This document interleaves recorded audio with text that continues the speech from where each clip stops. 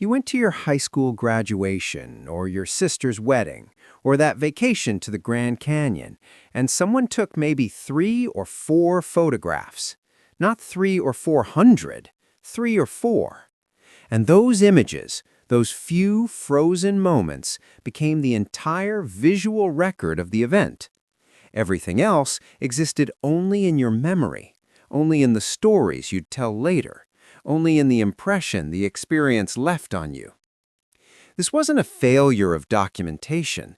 It was simply how memory worked when photographs were expensive and limited, when you couldn't take pictures of everything, when you had to be selective about what you chose to capture. And because you couldn't photograph everything, because you couldn't offload memory onto devices, you remembered differently, more actively, more intentionally, with more of yourself invested in the act of holding on to what mattered. At a wedding, maybe your father took a handful of pictures: the bride coming down the aisle, the couple at the altar, the first dance, the cake cutting, perhaps one group photo of the immediate family, everyone arranged in careful rows, formal and slightly stiff because being photographed was still somewhat ceremonial. Those pictures would be developed a week later, and you'd look at them once, maybe twice, and then they'd go into an album or a drawer, and that was it. That was your visual archive of the entire day. But you'd remember so much more than what the photos showed. You'd remember the smell of the flowers, the taste of the cake, the way your shoes pinched, the conversation you had with your cousin you hadn't seen in years, the moment when your grandmother cried, the song that played when you danced with your father, the joke someone told that made everyone laugh. These memories existed only in your mind, unsupported by photographic evidence, maintained through the act of remembering itself. And you'd tell stories about the day. At family gatherings, someone would say, "Remember Sarah's wedding?" And the stories would flow. "Remember when Uncle Bob gave that toast and forgot what he was going to say halfway through? Remember when it started raining and we all had to run inside? Remember how beautiful Sarah looked?" The stories would be told and retold, and in the retelling, the memories would be reinforced, reshaped slightly, passed from person to person, until the wedding existed as a collective narrative rather than a series of individual recollections. The retelling itself became part of how you remembered. Each time you told a story, you strengthened certain neural pathways, reinforced particular details, solidified the narrative. The story might shift slightly with each telling. You'd emphasize different aspects depending on your audience, remember new details that had been dormant, forget others that had once seemed important. But this mutability wasn't a bug in the system. It was how memory worked, how stories evolved, how the past remained alive and relevant rather than fixed and static. Childhood existed largely undocumented. Your parents might have taken a few photos each year: birthday parties, holidays, the first day of school with you standing on the porch holding your lunchbox. Maybe they were 20 or 30 photos of your entire childhood if your family was diligent about photography, fewer if they weren't. Whole years might be represented by a single image or by none at all. This meant that most of your childhood existed only in your memory. The daily texture of life, playing in the backyard, riding your bike around the neighborhood, the specific dynamics of your friendship group, the way your bedroom looked, the routines and rituals that filled your days, all of that happened without documentation. No one was photographing it. No one thought it was worth photographing. It was just life, ordinary and unremarkable, and therefore not something that needed to be captured. But you remembered it anyway. Maybe not with perfect clarity, maybe not every detail, but you remembered the feeling of it. The general shape and quality of your childhood lived in your mind, accessible when you needed it, available to be examined and reconsidered as you grew older and your perspective changed. You remembered summer afternoons that seemed to last forever, even though no photograph exists of you lying in the grass watching clouds. You remembered the fear and thrill of your first day of school, even though the only photo is that stiff pose on the front steps. You remembered your best friend's laugh, the games you invented, the hideouts you created, all without visual evidence. The few photos that did exist took on enormous significance. You'd look at them over and over, these small windows into the past, and they'd anchor whole periods of your life. A single photo of you at age 7 became the visual representation of being 7. Your memory of that entire year would cluster around that one image, using it as a reference point for everything else you remembered about that time. You'd study the photo, noticing things you hadn't seen before, the wallpaper in the background that you'd forgotten, the toy you were holding that you'd completely lost track of, the expression on your face that revealed something about who you were then. You learned to value these scarce records. Photos were kept carefully, stored in albums or boxes, shown to visitors as evidence of family history. This is me when I was little. This is my parents when they got married. This is our old house before we moved. Each photo told a story much larger than what was visible in the frame, and you'd narrate these stories, filling in context, explaining who people were and why the moment mattered. When you showed someone a photo, you didn't just hand them the image, you provided the narrative. You told them what was happening, who everyone was, what came before and after the frozen moment. The photo was a starting point for storytelling, not a complete record in itself. And in telling those stories, you kept the memories alive, kept them active and accessible, rather than letting them fossilize into static images. But most memory had no physical anchor at all. It was just memory, neurological patterns, associations, feelings, impressions.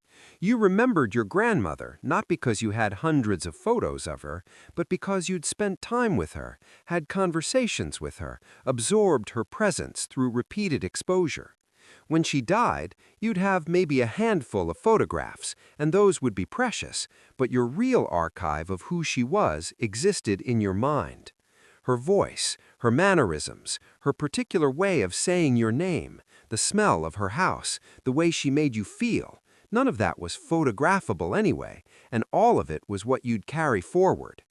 You'd find yourself trying to remember her voice years later, and you'd realize with a pang that it had faded, that you couldn't quite recall exactly how she sounded. You'd remember the feeling of her voice, the warmth or the authority or the tenderness in it, but not the precise timbre and pitch. And this loss was sad, but also natural, accepted as part of how memory worked. You couldn't preserve everything. Some things would fade, and in their fading, other things would remain, perhaps the more essential things, the emotional truths, rather than the surface details. Objects became memory vessels. A ticket stub from a concert you attended with friends became a portal back to that night, not just the concert itself, but the whole experience, who you went with, how you got there, what you wore, what you talked about on the drive home, how you felt, who you were at that point in your life. The ticket stub was just a piece of printed cardboard, but it held all of that, accessed it, made it available to conscious recollection. People kept boxes or drawers of these objects, ticket stubs, programs, postcards, letters, pressed flowers, small trinkets from trips or events. Each object was carefully selected and kept because it meant something, represented something, anchored a memory that mattered. You couldn't keep everything. There was no infinite digital storage, so you kept only what was most meaningful, and the act of choosing what to keep was itself meaningful. You'd open that drawer or box occasionally, not constantly, and you'd sort through the contents. Each object would trigger a cascade of memory, not just the event itself, but how you felt then, what mattered to you, who you were becoming. A pressed flower from your prom corsage would bring back not just the dance, but the entire texture of being 17, the hopes and fears and possibilities of that moment in your life. A postcard from a family vacation would resurrect not just the place, but the feeling of being with your family in that configuration before siblings moved away, or marriages changed the dynamics, or deaths left gaps that could never be filled. Letters were particularly powerful as memory objects because they contained the actual words of the person who wrote them, their handwriting, their thoughts at a particular moment in time. You could reread a letter years later and be transported back to when it was written, could remember who you were when you received it, what it meant to you then, and what it means to you now. The letter was both artifact and content, both object and message. Your mother might have kept every letter you sent from summer camp, and decades later you'd find them and read them and be startled by your younger self, the things you thought were important, the way you expressed yourself, the personality that was forming but not yet fully formed. These letters were time capsules, but more than that, they were evidence of continuity and change, proof that you'd been becoming yourself all along. Your memory had to do more work. You couldn't search for information the way we search now. If you were trying to remember something, when did we go on that trip? What year did Uncle Jim get married? What was the name of that restaurant we loved? You had to actually remember it. You'd think back, try to place the event in relation to other events, use contextual clues to narrow it down. Was it before or after we moved? Was it the same summer Jenny broke her arm? Did we still have the old car or the new one? This process of retrieval was itself meaningful. In searching your memory for one piece of information, you'd stumble across others. You'd remember adjacent things, related things, the texture of the period you were trying to recall. Memory wasn't a clean search function. It was associative, messy, rich with unexpected connections. And sometimes what you found wasn't what you were looking for, but it was valuable anyway.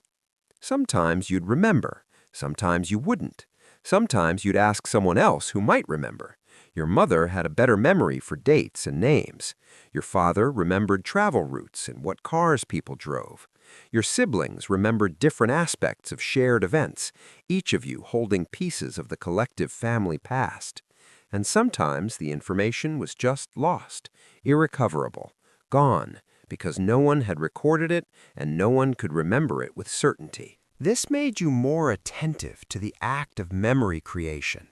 If you knew you wouldn't be able to look something up later, you tried harder to remember it in the first place. You'd consciously try to imprint important information, names, dates, details, knowing you'd need to retrieve it from your own mind rather than from an external source. At important moments, you'd tell yourself to pay attention, to notice, to remember this. Stories were how memory was preserved and transmitted. Families had their stories, events and episodes that got told again and again at gatherings, that became part of the family narrative, that shaped how you understood where you came from and who you were. These stories might be slightly different each time they were told, details shifting or being embellished, but their core remained consistent. And in being told repeatedly, they became more than memory. They became mythology, the foundation stories that gave meaning to family identity. The story of how your parents met, the story of your father's military service, the story of the blizzard when you were born, the story of the family dog who saved someone's life. These stories were told at holidays, at reunions, whenever the family gathered, and you'd hear them so many times you felt like you remembered them yourself, even the ones that happened before you were born. You'd hear your parents tell stories about their own childhoods, about their parents and grandparents, about events that happened before you were born. These stories were your only access to that history.